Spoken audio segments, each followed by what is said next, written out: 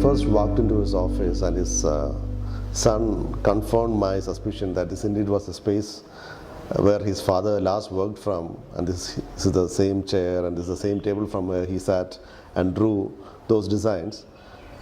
I just thought back to a time when he started his practice in the 50s, when the profession of architecture itself was probably not known. I mean, people would have termed the person who designed as an engineer, and he actually practiced for close to 50 years and then created a niche for architects, designer architects, because now we all call ourselves designer architects.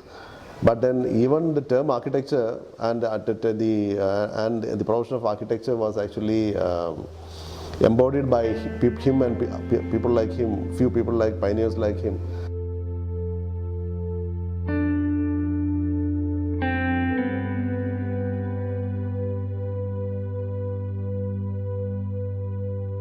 My association with architect Cyriac Vellapally goes back to the early 1970s, when I came down from Delhi as a fresh graduate after studying from the School of Planning and Architecture. I had to do a 6-month apprentice course.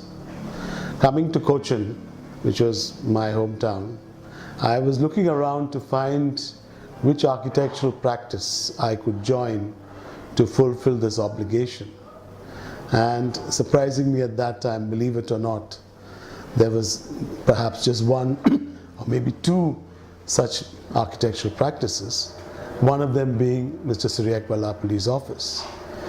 His main office was in Kottayam, but he had a branch office in Ernakulam, which at that time was near Shimati. And so when I approached him, I knew him from before.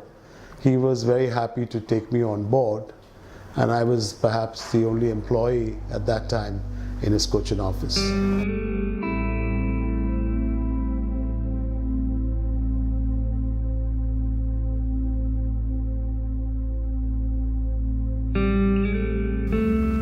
Yeah, since my childhood days, I have been going around with him. He has taken me to many of his sites, and I've been seeing his works. And what I feel is, as an architect, what I feel is, a person's character, it comes out in his architectural works. Like, he was basically a very straightforward and simple person, and I think a very open person.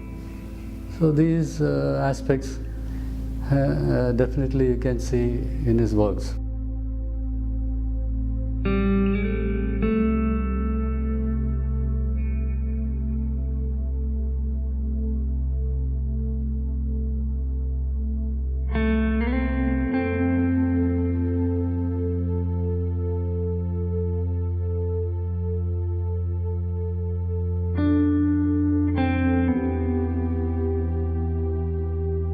When my father conceived this idea of making his own house and moving out of the main house, he had this idea of employing a professional architect.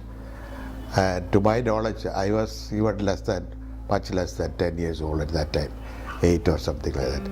So he decided to approach Cyriac Vellapally. He was the only architect at that time. Till then, all the elderly people, they thought they know everything, and they used to employ some asharis or, they also had made the houses. And as you know, there were no attached bathrooms and things like that at that time.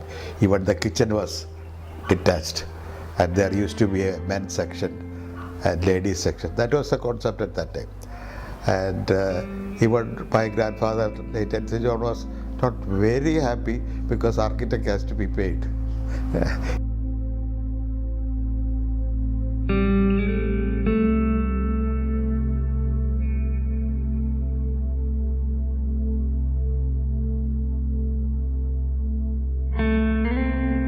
So his architecture has influenced me a lot.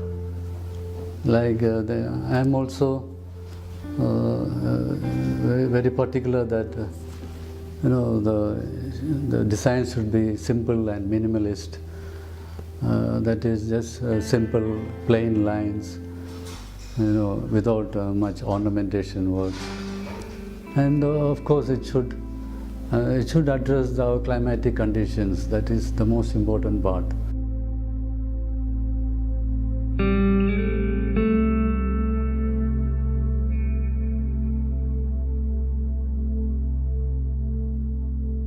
Two features I remember very clearly, that the house should be for not a showpiece, for use. He never gave any importance for external look. External look will last only for say 5 or 10 years. Afterwards nobody is going to look at it. But you are to stay, like for example, this is the third generation people are staying. So it is for your convenience in life. And another point I always remember in discussion, never waste space on corridor. Corridor is only for walking up and down. So every place should be. Then he believed in this sort of a cross shape, so that center of the house is the most important place where you spend most of the time.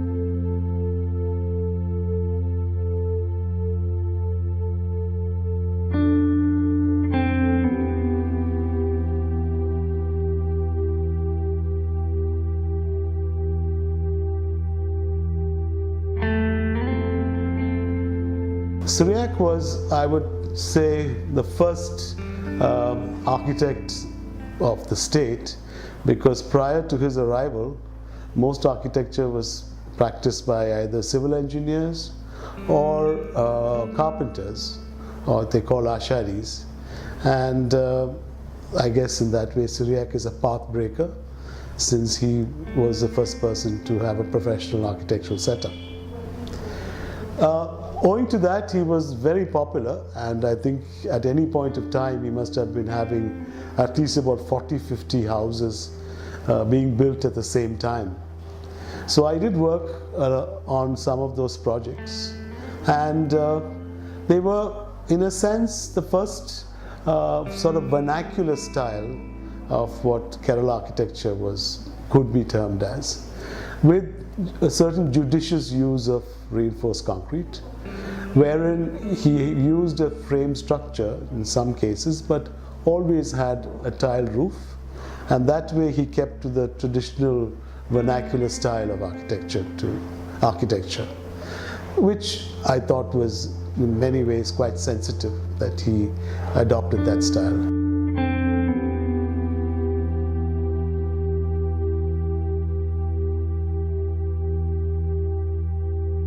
I think by honoring people like Cyriac Vellapally, we are also honoring the paths trodden by our pioneers, because he, along with K.G. Sukumaran, would have been the pioneering architect. And if I can name a few more names, there is the late Samuel John, even the late Joy Alexander. They are all people who built fine houses which are cherished by generations. And I think we should honor them, and I think we should also document their works, and most importantly, students should visit them and then understand how you can create spaces that actually become relevant over a long period of time.